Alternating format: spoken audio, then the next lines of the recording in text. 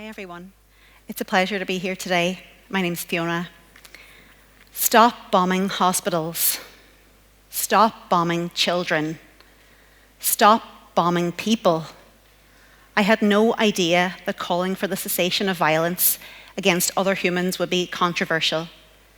I also had no idea that I would be on the streets of Dublin shouting those chants for more than a year, making cardboard signs that detailed hospital massacres in an attempt to raise awareness that a genocide was occurring. That was never taught in medical school. My accent usually gives me away, but for those who are unfamiliar, I'm from Derry, a city in the north of Ireland that knows and recognises brutal oppression, a city whose people still bear the scars of centuries of dehumanisation. I must have been about 14 when I picked up a book that debunked the cover-up and detailed the true story of what happened on the 30th of January 1972, Bloody Sunday. Civilians were shot dead by the British Army as they peacefully demonstrated against inequality, injustice, and demanded that basic human rights be afforded them. Unjust and unjustifiable was the apology issued by the perpetrators, 50 years too late. I rarely used social media before October 2023. Like Dr. Aveen earlier, my own children are not lovers of sleep, so I would sometimes scroll through meaningless memes in the dark whilst rocking them back to slumber. Suddenly, images of panicked men, women, and children running down deserted streets flashed upon my screen. I began to follow the publishers of this footage. They were journalists in Gaza. I had not seen anything like this in the mainstream media, and I quickly realised that my phone was where I was going to have to get the real information about what was happening in Palestine. On October 17, 2023, an explosion happened in the courtyard of Al-Ahli Hospital in Gaza City. Hospitals are protected under international humanitarian law, and it is therefore no surprise that thousands of displaced Palestinians sought refuge in each of Gaza's 36 hospitals. Hundreds of Palestinians were killed that day, and that was the first time I heard of Dr. Ghassan Abusita, a British Palestinian plastics and reconstructive surgeon. He had travelled to Gaza to help and was operating when the blast caused the ceiling of the theatre to collapse. Dr. Ghassan later stood at a makeshift podium, given a press conference of sorts.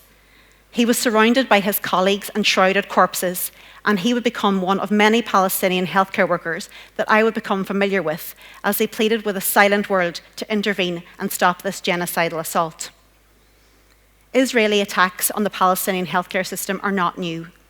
This has been their modus operandi for many years now, and over the past 15 months, I have watched as every single one of Gaza's hospitals and other healthcare facilities be destroyed.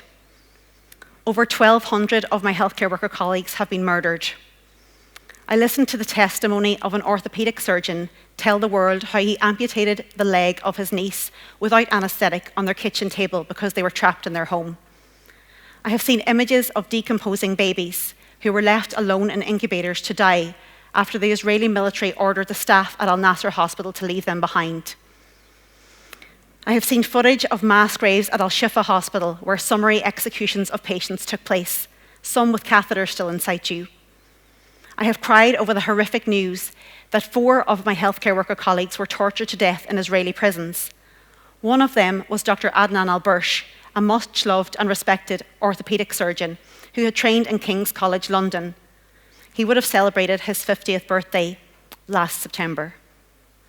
More recently, I watched Dr. Hussam Abu Sufia, a consultant paediatrician, who refused to leave Kamal Adwan Hospital and the only paediatric ICU in North Gaza, make 26 appeals via reporters to the world over 80 days.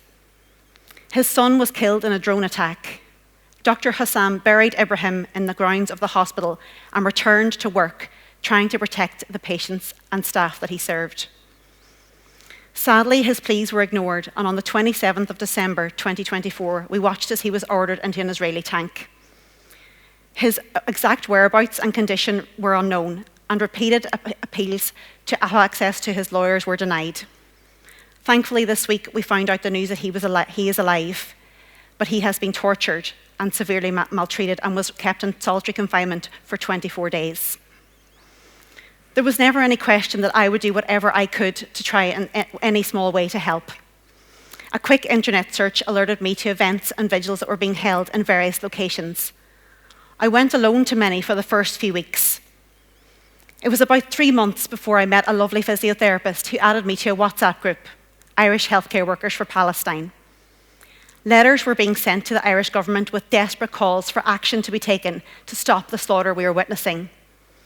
We shared these letters amongst peer groups, but the responses were mostly negative. I expected to meet a sea of blue scrubs on the streets, but instead the silence from the medical community was deafening. I could not understand it, and my disappointment was overwhelming. As doctors, we often find ourselves on the front line of crises, whether that be in a war zone or a refugee camp, or within a marginalised community, and therefore we're witness to the direct impact of systemic injustice. How can we heal when we're direct impact to the systemic injustice? In choosing our profession, we commit to healing and protecting life. And we often find that the systems that we operate in just do not do the same. And how can we heal when the systems around us perpetuate such harm? We're also advocates for our patients, for all patients, even those who do not sit directly in front of us. Medicine is an honourable profession, and we are guided by a robust ethical framework. It is because we are imbued with this strong ethos that the public has trust in doctors. We are viewed as credible and compassionate voices, and when we speak, people listen. An example of this would be of the important role played by physicians in highlighting the risks associated with smoking when the tobacco companies denied the danger. Sheer persistence and advocacy for policy change led to advertising bans and warning labels and saved millions of lives. Our work as doctors also involves collecting and identifying and collecting evidence, physical evidence, including that in human rights violations. We also provide education to our communities, and doctors are therefore very well positioned to provide for and to advocate for human rights, but all too often silence prevails. There are many reasons for this silence, and I feel it's so important to address these in the hope that we can create a shift in humanitarianism that does not perpetuate a status quo that primarily serves the powerful. We're all aware of how overburdened by clinical responsibilities healthcare workers can be. And many physicians may feel like they lack the time or energy to engage in advocacy. The trauma of working in conflict zones, as well as bearing witness to repeated war crimes, as many have done over this live-streamed genocide, may result in people feeling extremely overwhelmed. The sheer scale of atrocities, coupled by the lack of an international response, can also result in feelings of desperation and despair. In some places, challenging authority, even in the face of injustice, can be considered dangerous and even taboo. Fear of retribution from powerful groups, as well as risk to one's patients, families, and colleagues, may prevent a moral dilemma about raising awareness versus protecting others, and may prevent doctors from speaking out. Dr. Jian Yang was a Chinese surgeon who exposed the cover-up of the 2003 SARS epidemic. He was placed under house arrest and was persecuted, but his revelations forced the government to deal with the expanding epidemic, and it was eventually contained.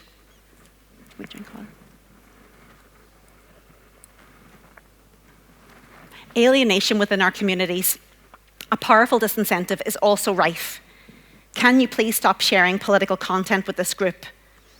Over the past year, I've been deeply concerned by this response, which has been directed towards many fellow physicians who have sought to engage their peer groups in advocacy against this genocide.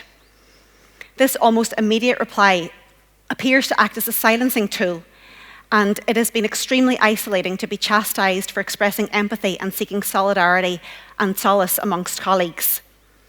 Medicine traditionally emphasizes apolitical behavior and neutrality. Apolitical humanitarianism has long been a foundational concept in the humanitarian response. But is apolitical humanitarianism still effective in its ability to respond to those who are most affected? And can this still continue given what we have seen happen in Gaza?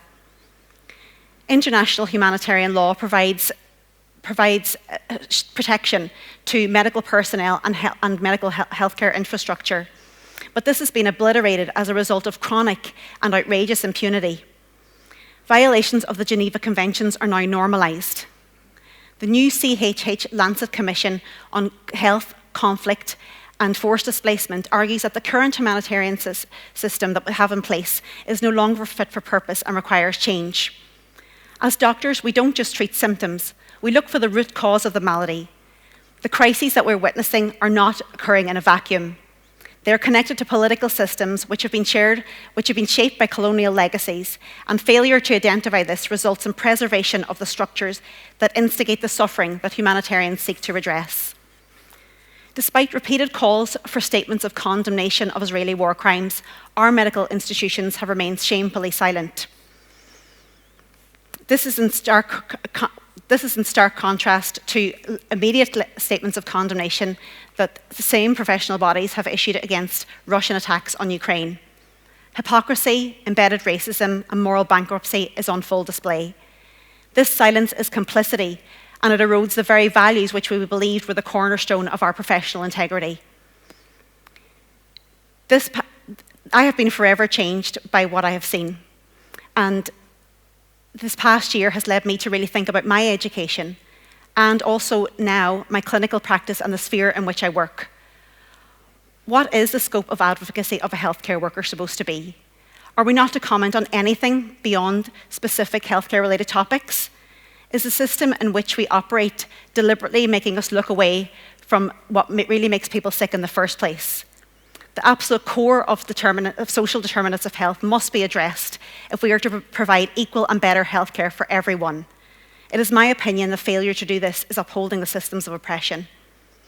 I therefore call on the medical community to take our practice beyond the confines of our hospitals and clinics. It is imperative that we build networks, and so that we can better advocate and amplify the voices of those who've been oppressed and silenced for so long. What we are witnessing is unjust and unjustifiable. We in the West have failed to uphold all of the pillars of medical ethics, and a dangerous new precedent is being set. It is incumbent on all of us, our institutions, our associations, our unions, all of us who have pledged to heal and to prevent harm, to speak up. Your voice is your healing power. Use it.